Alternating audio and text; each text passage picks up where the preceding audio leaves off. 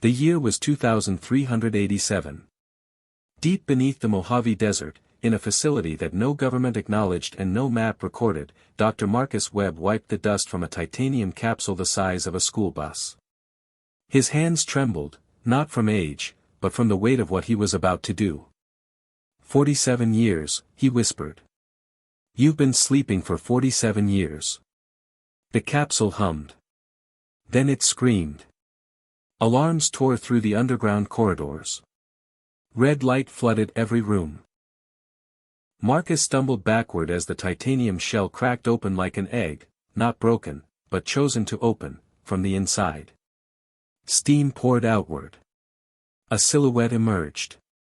6 feet, 4 inches. Broad shoulders. Eyes that burned with a pale blue light that had no business existing inside a human skull. Colonel James Harlan Drake, the first and only successful subject of Project Titan, stepped onto the cold floor, looked at Marcus, and said in a voice like grinding stone. How long was I out? Marcus swallowed. 47 years, Colonel. Drake looked at his hands. Flexed them slowly. Then looked up at the ceiling as if he could see straight through the rock and dirt and sky above him, all the way to the stars. Then they're already here, he said. Aren't they? It wasn't a question. It took Marcus 11 minutes to brief Drake on everything. The alien fleet, the Vreth, had appeared 18 months ago. 200 warships, each one the size of Manhattan, now sat in a perfect ring around Earth's orbit. They hadn't fired a single shot. They didn't need to. Every nuclear weapon on Earth had been remotely deactivated. Every satellite had been retasked to serve as their communication relay. Every world leader had received the same message, broadcast simultaneously in every human language. You have 30 days to surrender your world voluntarily. Or we will take it without asking. 29 days had already passed. Drake stood in the Situation Room, surrounded by generals and scientists who had built careers on the assumption that humanity was alone. He studied the holographic display, 200 Vreth warships glowing red above a fragile blue marble.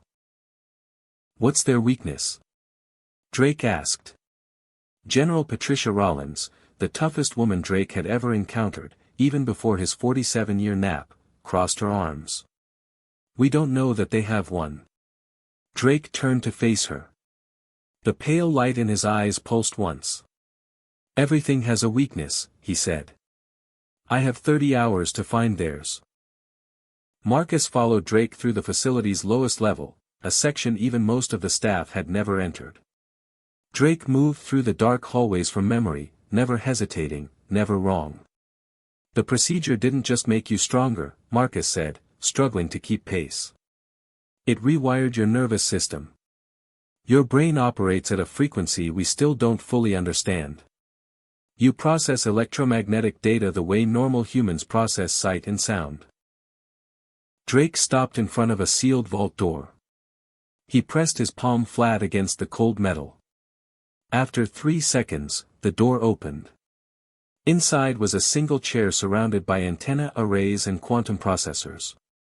You can hear them, Marcus said quietly. Can't you? Drake sat in the chair. Closed his eyes. The Vreth communicated through encrypted quantum burst signals, completely invisible and impenetrable to every machine humanity had ever built. But Drake was not a machine. He was something stranger. Something the universe hadn't accounted for. He listened. For 6 hours, he sat perfectly still while Marcus watched in terrified silence. Then Drake opened his eyes. They're afraid, he said. Marcus blinked. What? The Vreth.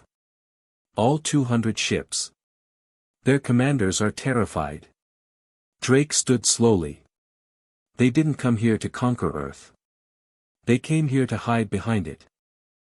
Marcus grabbed Drake's arm. Hide from what?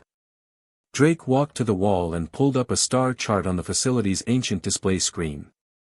He pointed to a region of space beyond the Vreth fleet, a vast darkness between star systems that contained absolutely nothing. Except now it did. New contacts. Thousands of them. Massive. Moving.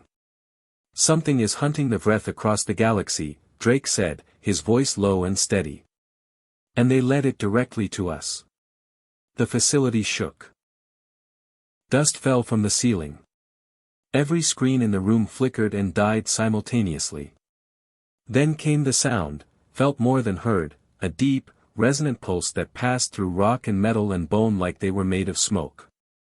Marcus looked at Drake with pure terror written across his face. Drake looked back at him with something entirely different. Determination. "Get me a ship," he said. "Earth doesn't surrender today. Not to the Vreth. Not to whatever is chasing them." He turned back to the darkness spreading across the star map. Today, humanity steps forward. The lost guardian of Earth had awakened. And the real war, the war that would define the fate of two species and the soul of an entire galaxy, had just begun.